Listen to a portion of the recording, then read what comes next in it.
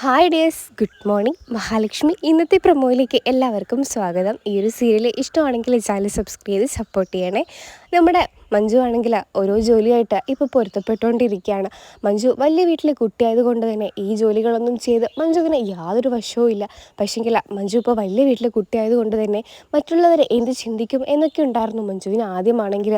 പക്ഷേങ്കിൽ ഇപ്പോൾ മഞ്ജു ആകെ മൊത്തം മാറിയിരിക്കുകയാണ്. മഞ്ജു ഈ ജോലിയുമായിട്ട് ഒരുപാട് പൊരുത്തപ്പെട്ടു പോവുകയാണ് ഇപ്പോൾ ചെയ്തുകൊണ്ടിരിക്കുന്നത് തന്നെ. ആദ്യമൊക്കെ ആ ഷോപ്പിൽ മാനേജറുടെ ശല്യം ഉണ്ടായിരുന്നു. എന്നാൽ മഞ്ജുവിന് അതുപോലും ഇപ്പം ഇല്ല. നട്ടയിലുള്ള ഒരു മാർക്കോ എന്ന് പറയുന്ന ഒരു ആങ്ങളുള്ളത് കൊണ്ടാണ് മഞ്ജുവിന് ഇത്രയധികം തന്നെ ഒരു കോൺഫിഡൻസ് അവിടെ പോകാൻ കിട്ടുന്നത് തന്നെ.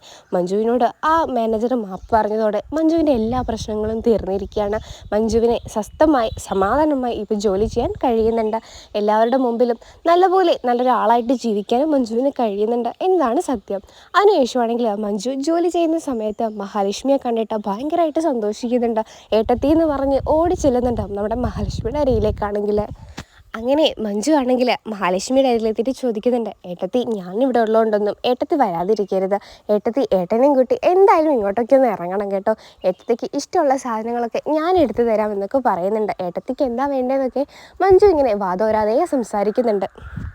മഹാലക്ഷ്മി ആണെങ്കിൽ മഞ്ജുവിനോട് പറയുന്നുണ്ട്, ഏട്ടത്തിക്ക് ഇപ്പോൾ ഒന്നും വേണ്ട, നീ ഇവിടെ വന്നിരിക്കുക, നിന്നോട് കുറച്ച് കാര്യങ്ങൾ സംസാരിക്കാനുണ്ട് എന്നൊക്കെ പറയുന്നുണ്ട് മഹാലക്ഷ്മി ആണെങ്കിൽ. അപ്പോൾ മഞ്ജു ചോദിക്കുന്നുണ്ട്, എന്താ ഏട്ടത്തി എന്നുള്ള രീതിയിൽ ചോദിക്കുമ്പോൾ നമ്മുടെ മഹാലക്ഷ്മി പറയുന്നുണ്ട്, സാഗർ നിരപരാധിയാണെന്നുള്ള കാര്യം ഞങ്ങൾക്ക് മാർക്കോ വഴി മനസ്സിലായിട്ടുണ്ട്. പക്ഷേങ്കിൽ ഒരാൾ ഒരു തെറ്റ് ചെയ്താൽ അയാളെ മാത്രമേ നമ്മളെപ്പോഴും സംശയിക്കുകയുള്ളൂ. അത് നമ്മുടെ ആരുടെയും കുറ്റമല്ല. അയാൾ നല്ലവനാണോ ചീത്തവനാണോ എന്നൊന്നും നമുക്കറിയില്ല. പക്ഷേങ്കിൽ അയാളൊരു തെറ്റ് ചെയ്തിട്ടുണ്ട് മുമ്പ്, അതുപോലെയാണ് എപ്പോഴുമെന്ന് നമ്മൾ ചിന്തിക്കും. ഒരാൾ തെറ്റ് ചെയ്താൽ അയാളെ തിരുത്താൻ വേണ്ടി നമ്മൾ ശ്രമിക്കുമ്പോഴും പക്ഷേങ്കിൽ നമ്മൾ അയാളെ വിശ്വസിക്കില്ല. അതാണ് അവിടെ വരുന്നൊരു പ്രശ്നം. സാഗറിനെ ഞങ്ങൾക്കിപ്പോൾ ഏകദേശം ചെറുതായിട്ടൊക്കെ മനസ്സിലാവുന്നുണ്ട്. പക്ഷേങ്കിൽ അത് പറയാൻ വേണ്ടിയിട്ടൊന്നുമല്ല ഏട്ടത്തി ഇപ്പോൾ വന്നത്. നിങ്ങൾക്ക് ഒരു ജോലി തയ്യാറാക്കിയിട്ടുണ്ട്, ഏട്ടനും ഏട്ടത്തിയും കൂടെ. നീ എന്തായാലും കമ്പനിയിൽ വരണം. നിനക്ക് അക്കൗണ്ടൻസിയാണ് ഞങ്ങൾ തരാൻ പോകുന്ന വർക്കിൻ്റെ ഒരിത്. നീ എന്തായാലും അത് വൃത്തിയായിട്ട് ചെയ്യുമെന്നുള്ള കാര്യം ഞങ്ങൾക്കറിയാം. അതുകൊണ്ടാണ് ഏട്ടത്തി എന്നെ പറയാൻ വേണ്ടി വന്നത്. അപ്പോൾ നമ്മുടെ മഞ്ജു ചോദിക്കുന്നുണ്ട്, ഏട്ടൻ എന്നോട് ദേഷ്യമാണോ ഇപ്പോഴും എന്ന് ചോദിക്കുന്നുണ്ട്. അപ്പം മഞ്ജു പറയുന്നുണ്ട്, ഏട്ടന് ദേഷ്യമാണെങ്കിൽ ഞാൻ എങ്ങനെയാണ് ഏട്ടത്തി അങ്ങോട്ടേക്ക് വരുന്നത്? എനിക്ക് ഏട്ടൻ്റെ മുഖത്ത് പോലും നോക്കാൻ കഴിയില്ല എന്നൊക്കെ പറയുന്നുണ്ട്. അപ്പം മഹാലക്ഷ്മി പറയുന്നുണ്ട്, ഏട്ടന് ഒരു ദേഷ്യമില്ല, ഏട്ടനാണ് എന്നോട് പറഞ്ഞത് നീ തന്നെ പോയി പറയണം, എങ്കിലേ അവൾ വരുള്ളൂ എന്നുള്ള രീതിയിൽ. ഏട്ടന് ഇപ്പം ഇച്ചിരി തിരക്കാം, അതുകൊണ്ടാണ് ഏട്ടൻ വരാത്തത്. അതുകൊണ്ട് നീ എനിക്ക് അതിൽ പരിവൊന്നും വേണ്ട മഞ്ജു എന്നൊക്കെ മഹാലക്ഷ്മി പറയുന്നുണ്ട് മഞ്ജുവിനോടാണെങ്കിൽ. അപ്പം മഞ്ജു ആണെങ്കിൽ പറയുന്നുണ്ട്, ഏട്ടത്തി എനിക്കൊന്ന് ആലോചിക്കണം, സാഗരേട്ടനോട് ഒന്ന് ചോദിക്കണം എന്നൊക്കെ പറയുന്നുണ്ട്. എനിക്കറിയാം മഞ്ജു, ഞാൻ സാഗറിനെ അവിടുന്ന് കമ്പനിയിൽ നിന്ന് ഇറക്കി വിട്ടതുകൊണ്ടല്ലേ നിനക്ക് ഈ പരിവം. ഏട്ടത്തിയോട് നീ ക്ഷമിക്കണം, അന്ന് അങ്ങനെയൊക്കെ ഏട്ടത്തിക്ക് ചെയ്യേണ്ടി വന്നു. പക്ഷേങ്കിൽ സാഗർ അന്ന് തെറ്റുകാരനാണ് എന്ന് ഞങ്ങൾ മനസ്സിലാക്കിയത് കൊണ്ടാണ് അങ്ങനെയൊക്കെ ചെയ്യേണ്ടി വന്നത്. നിൻ്റെ ഉണ്ണിയാണെങ്കിൽ അല്ലെങ്കിൽ അവനെ തല്ലിക്കൊല്ലുമായിരുന്നു. അതിൽ നിന്ന് രക്ഷിക്കാൻ എനിക്ക് വേറൊരു മാർഗ്ഗം ഉണ്ടായിരുന്നില്ല. അതുകൊണ്ടാണ് സാഗറിനെ ഇറക്കി വിടാനുള്ള ഒരു വഴി ഞാൻ മുമ്പിൽ കണ്ടിട്ട് അങ്ങനെ ചെയ്തത്. അതുകൊണ്ട് നിനക്കതിൽ പരിവമൊന്നും വേണ്ട. എന്തായാലും നീ ആലോചിച്ചിട്ട് നീ ഒരു തീരുമാനം ഏട്ടത്തെ വിളിച്ച് പറഞ്ഞാൽ മതി. എന്താണെങ്കിലും ഇവിടുത്തെ ജോലിയേക്കാളും നല്ലതല്ലേ എന്ന് ഏട്ടത്തി പറയുന്നുണ്ട് നമ്മുടെ മഹാലക്ഷ്മി. അപ്പം മഞ്ജു പറയുന്നുണ്ട്, ഏട്ടത്തി ഇവിടുത്തെ ജോലിയേക്കാളും നല്ലത് തന്നെയായിരിക്കും. പക്ഷേങ്കിൽ എല്ലാ ജോലിക്കും അതിൻ്റേതായ അന്തസ്സുണ്ടെന്ന് ഒക്കെ ഞാനിപ്പം മനസ്സിലാക്കുന്നുണ്ട്. ഇതാണെങ്കിൽ എൻ്റെ അന്നമാണ്. ഈ അന്നത്തെ ഞാൻ ഒരുപാട് ബഹുമാനിക്കുന്നുണ്ട്. എനിക്ക് ഏട്ടത്തിൻ്റെ കമ്പനിയിൽ ജോലി കിട്ടിയാലും കുഴപ്പമില്ല, ഞാനിവിടെ സുഖമായിട്ട് തന്നെയാണ് ജീവിക്കുന്നത് എന്നൊക്കെ മഞ്ജു മറുപടി നൽകുന്നുണ്ട്.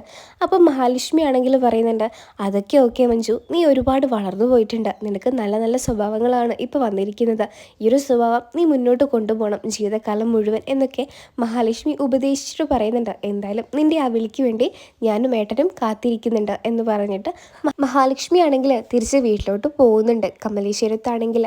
അതിനുശേഷമാണെങ്കിൽ നമ്മുടെ കരുണയാണെങ്കിൽ ദുർഗയോട് പറയുന്നുണ്ട്, എന്തായാലും അവളെ തകർക്കാൻ പറ്റിയൊരു ഐഡിയ ഉണ്ട്, അമ്മ എൻ്റെ കൂടെ നിൽക്കണം എന്നൊക്കെ ദുർഗയോട് പറയുന്നുണ്ട്. അപ്പോൾ ദുർഗ പറയുന്നുണ്ട്, തീർച്ചയായിട്ടും മോളെ നിൻ്റെ കൂടെ ഈ അമ്മ നിൽക്കും, ആരും നിന്നില്ലെങ്കിലും ഈ അമ്മയ്ക്ക് ഒരാളുടെയും പേടിയില്ല.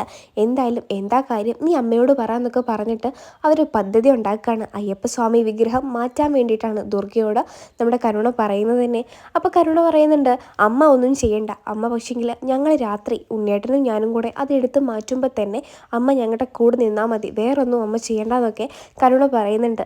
അതിനുശേഷമാണെങ്കിൽ നമ്മുടെ പ്രതാപൻ്റെ മുത്തശ്ശി ഇങ്ങനെ സംസാരിക്കുന്നുണ്ട്. കരുണയാണെങ്കിൽ എന്തിനായിരിക്കും തിരിച്ച് കമലേശ്വരം വീട്ടിലോട്ട് പോയത്, ഇനി അടുത്ത വല്ല പ്രശ്നം കൊണ്ട് വരുമോ, എൻ്റെ കുഞ്ഞിൻ്റെ ജീവൻ നഷ്ടപ്പെടുമോ എന്നൊക്കെ നമ്മുടെ പ്രതാപന് നല്ല ഭയമുണ്ട്. കാരണം സ്വന്തം പേരക്കുട്ടി നഷ്ടപ്പെട്ടിരിക്കുമ്പോൾ തന്നെ ഇനി മോളുടെ ജീവനും കൂടെ പോകുമെന്ന് പ്രതാപൻ ഇങ്ങനെ ആലോചിക്കുന്നുണ്ട്.